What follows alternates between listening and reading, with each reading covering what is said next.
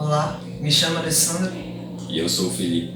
Nós somos estagiários da BUM, que é a Biblioteca de Objetos Matemáticos da UFPA, que tem como coordenador o professor Dr. Márcio Lima.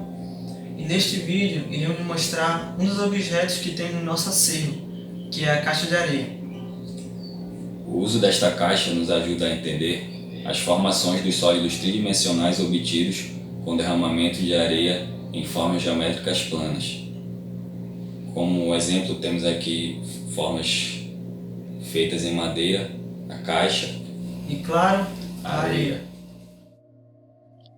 E se jogassem muita terra no telhado de sua casa e o seu telhado fosse plano? Qual forma a terra iria assumir? O objetivo deste objeto é mais ou menos esse: visualizar e entender tal formação. Cada figura plana acumula a areia de uma forma diferente. Que sólidos visualizamos quando a areia se estabiliza sobre os polígonos que temos aqui? Vejamos sobre um triângulo.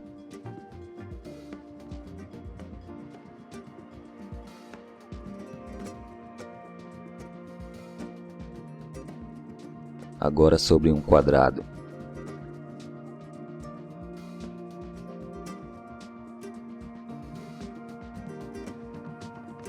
Sobre um retângulo.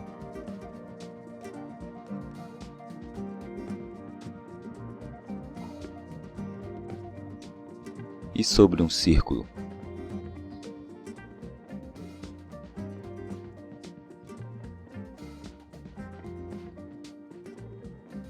No quadrado visualizamos que forma-se uma pirâmide.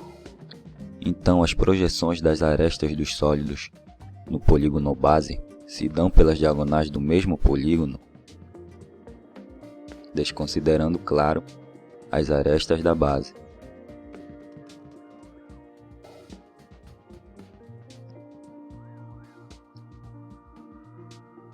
Não se dão pelas diagonais. Visualizamos como exemplo no sólido obtido usando um retângulo como base. Vejam as arestas deste sólido projetadas. Elas não coincidem com as diagonais do retângulo. Então, como se dá essa formação?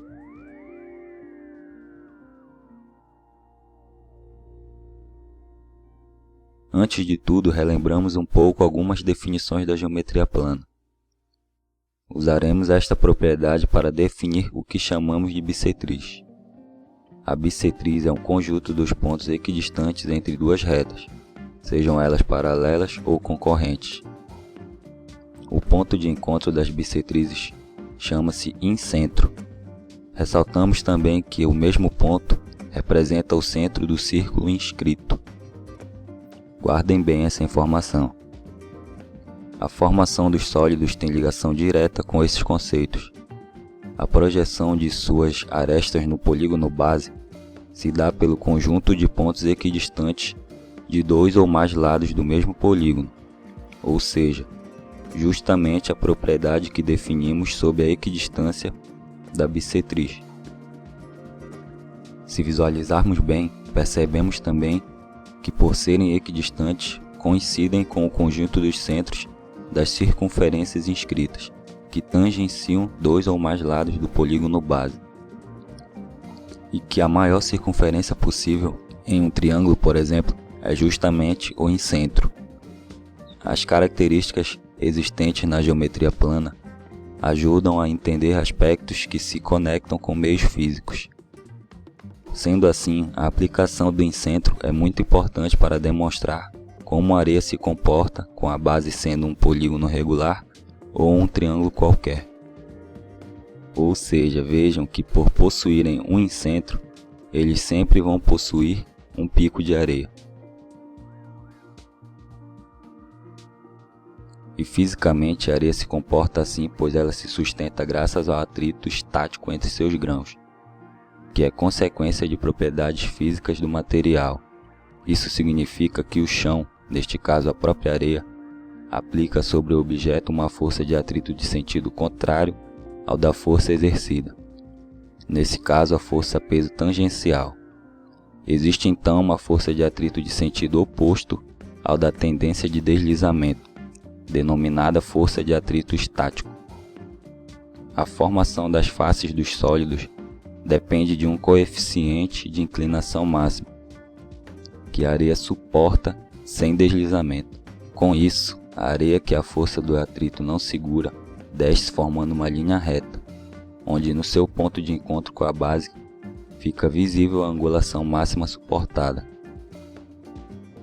e onde se encontram as arestas dos sólidos e os picos, desconsiderando as da base, são os pontos onde há mais de um ponto máximo de inclinação.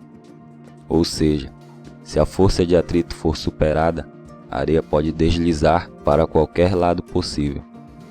Esses mesmos pontos nós projetamos no polígono base e assim observamos que coincidem com o conjunto de pontos equidistantes de dois ou mais lados do mesmo polígono. Agora fica mais fácil entender que forma a areia irá assumir quando surgir o sólido de volume máximo originado do derramamento da mesma sobre uma forma plana qualquer. Esperamos que com este vídeo vocês consigam entender e até prever a formação dos sólidos de areia e o surgimento de suas cumieiras de acordo com a forma geométrica usada como base. E esta é a caixa de areia, um dos melhores objetos do nosso acervo. Se você quiser conhecer mais objetos do nosso acervo, visite nosso site ou venha conhecer a BUM pessoalmente, que fica localizada no prédio unitário em frente ao Ver o Pezinho, na FPA. Valeu!